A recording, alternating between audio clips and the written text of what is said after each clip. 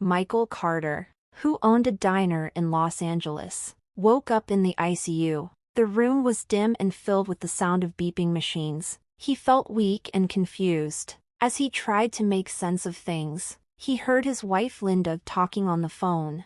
"Yes, darling, it's all set. The will is in my favor," Linda said. "Once he's gone, the diner and all his money will be ours."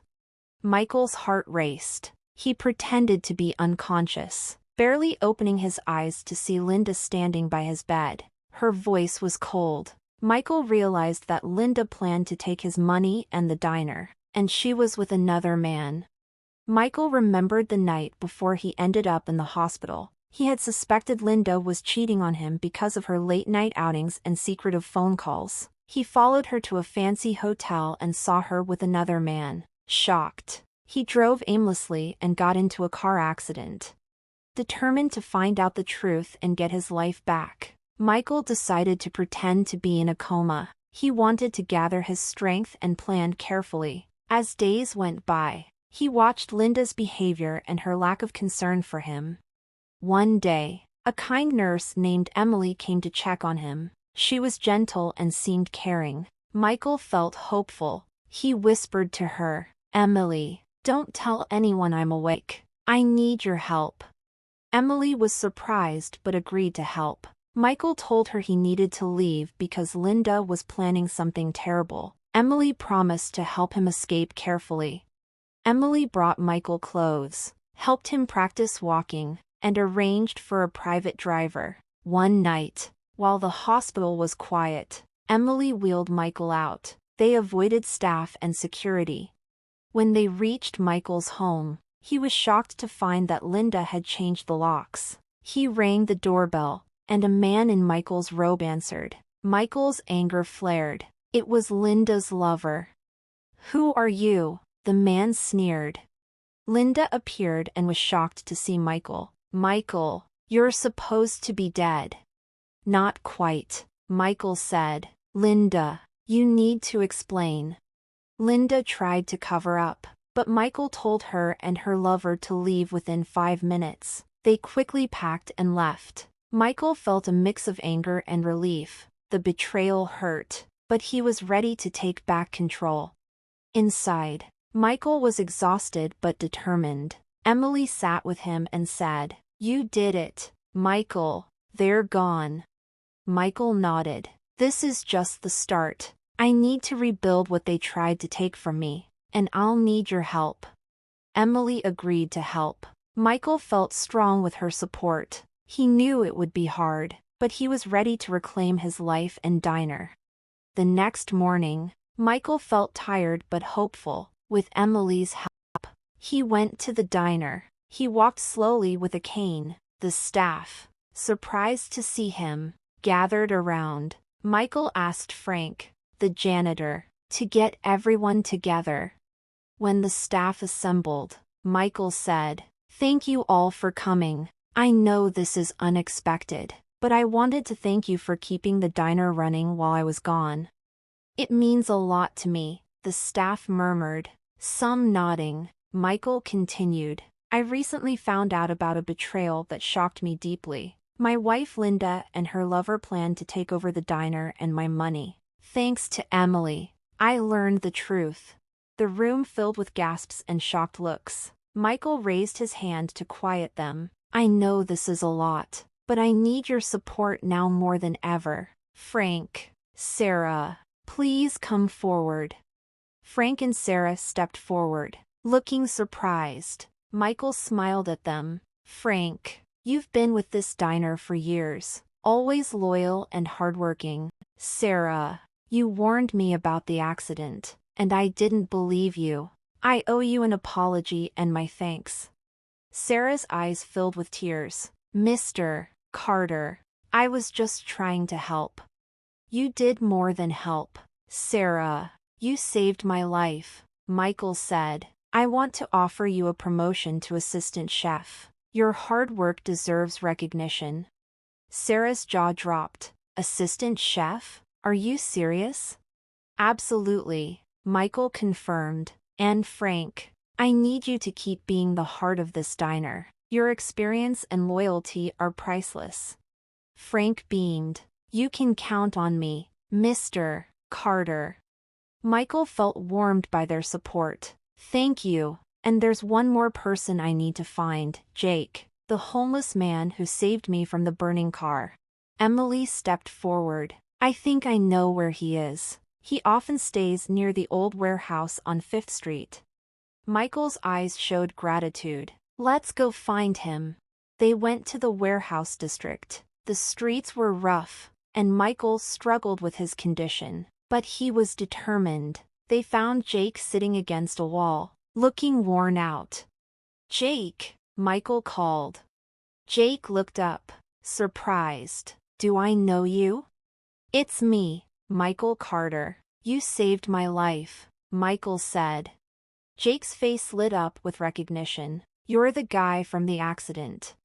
Yes, and I owe you everything, Michael said. I want to offer you a job at my diner. You risked your life for me, and I want to repay your kindness.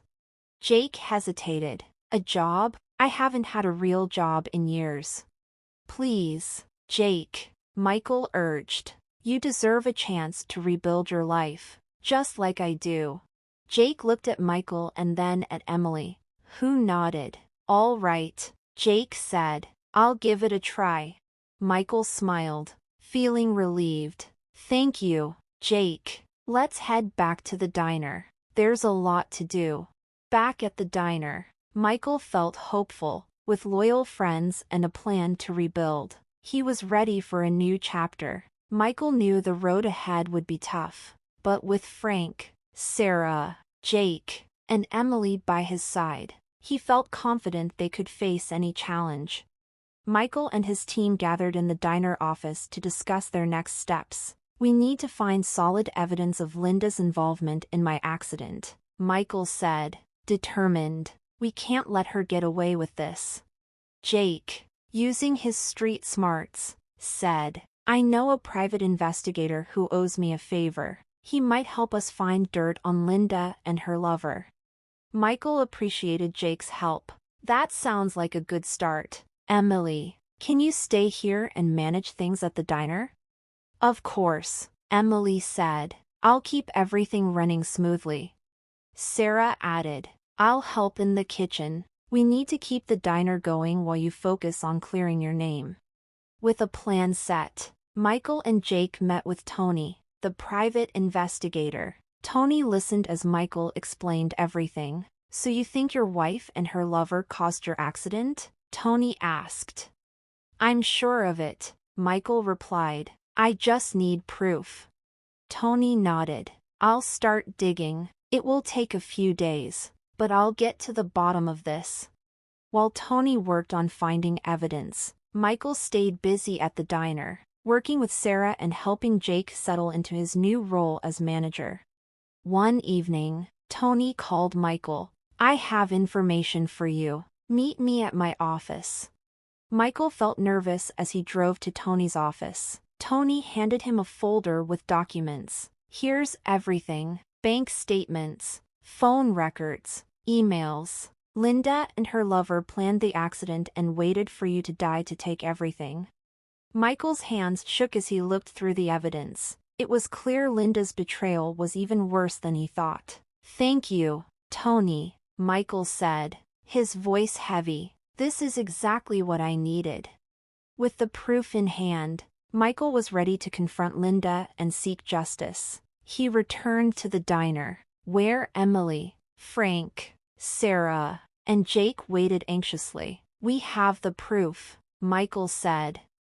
Michael held up the folder and said, Linda and her lover are going down. The next step is to take this evidence to the authorities. Accompanied by Emily, he walked into the police station and handed the folder to Detective Harris. The detective reviewed the documents carefully. This is serious evidence, Detective Harris said. We'll start an investigation right away, but be prepared for a legal battle. Linda won't give up easily. Michael nodded, ready for the fight. I'm prepared for whatever it takes. As the investigation continued, News about Linda's betrayal spread. The diner staff rallied around Michael, and customers showed their support by flocking to the diner.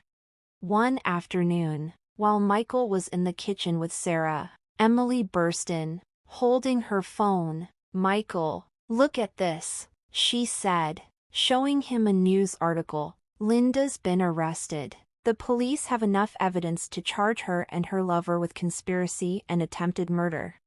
Michael felt a wave of relief. "It's finally happening," he said, his voice trembling. "Justice is being served."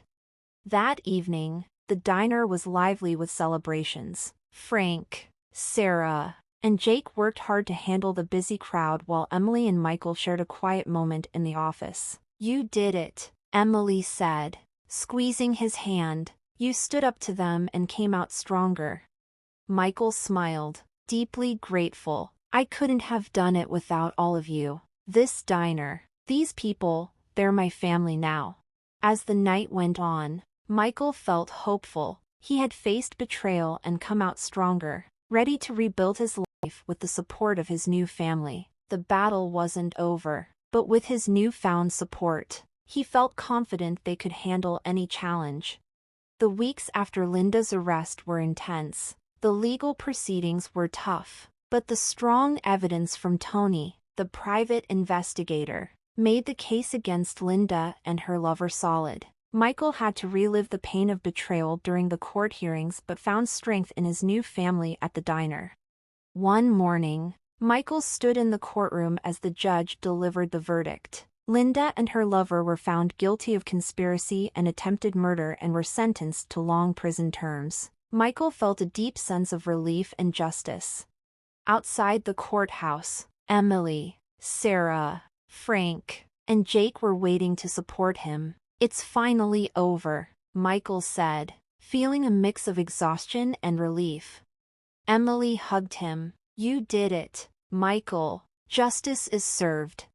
Back at the diner, the mood was festive. Customers and staff celebrated Michael's victory and the start of a new era. Michael knew this was more than a personal victory. It was a testament to the resilience and loyalty of those who stood by him.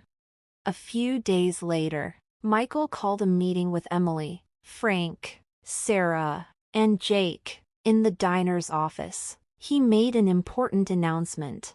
"I want to thank each of you for your support. This diner wouldn't be here without you. I've been thinking about the future, and it's time for some changes." Frank and Sarah exchanged curious looks while Jake listened intently. Emily encouraged Michael with a reassuring squeeze of his hand. "Frank, your hard work has kept this place running smoothly for years. I want you to become the operations manager. Your experience is invaluable."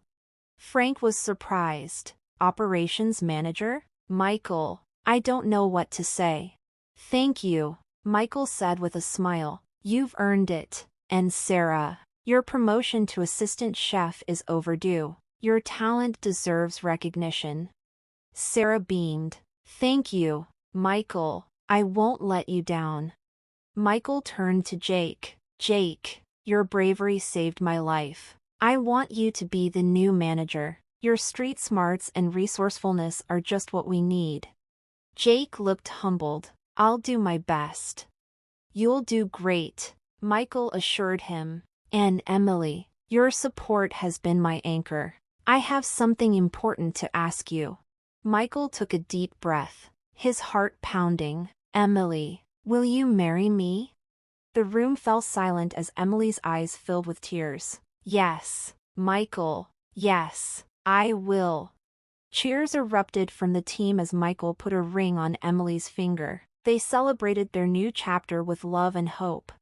Over the following months, the diner thrived under new management. Frank's attention to detail ensured smooth operations. Sarah's cooking attracted new customers, and Jake proved to be a natural leader. Michael and Emily's wedding was a joyous occasion, reflecting their journey together. As they exchanged vows, Michael felt immense gratitude for the love and loyalty that helped him through. Life at the diner settled into a happy routine. Michael found joy in each day, surrounded by people who cared for him. He realized that true wealth lay in friendship and trust. One evening, as the diner closed, Michael sat with Emily, Frank, Sarah, and Jake, reflecting on their journey. "We've been through so much together," he said, his voice emotional. "I couldn't ask for a better family." Frank raised his coffee cup in a toast to resilience, loyalty, and new beginnings. Everyone echoed the toast, clinking their cups together. The past was behind them, and the future was bright. With his new family by his side, Michael knew they could face any challenge. As the night grew darker, the diner's warm lights symbolized hope and redemption. Michael looked around at his friends, feeling a deep sense of peace. Together, they had faced betrayal and emerged stronger. The journey had made their bonds unbreakable. In the heart of Los Angeles, amidst the city's bustle, Michael Carter and his diner family began a new chapter, united by loyalty and love, ready to face the future together.